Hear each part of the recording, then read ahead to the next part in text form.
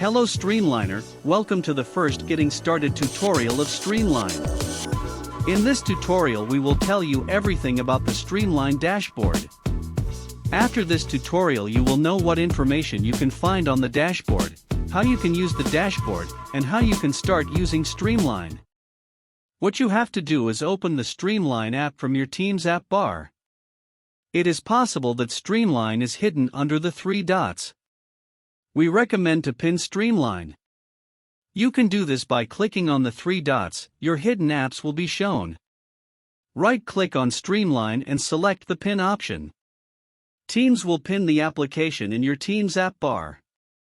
You can also change the position by dragging and dropping.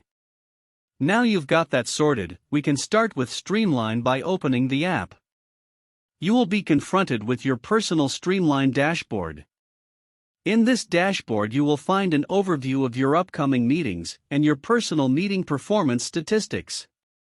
In the top left corner you can find the week navigator. You can cycle through the weeks by clicking the arrows. The arrow left will take you 1 week earlier and the arrow to the right will give you 1 week later. You can also use the week picker.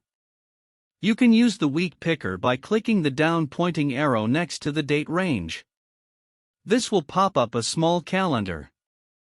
You can pick any day of the week to go to the selected week.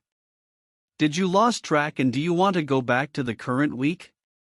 No problem. Just click on Today. Below the week controls, you will find your meeting overview. This will show all meetings which are planned in the selected week. You can also see which meetings are streamlined and what meetings are not. Meetings which are streamlined are purple and have a check mark. Non-streamlined meetings are grayed and do have an exclamation mark.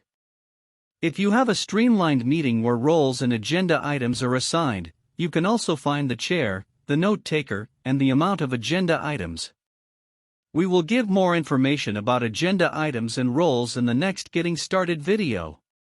On the right side of the screen you will find your personal meeting performance dashboard. This will give you some information about your meeting habits and performance.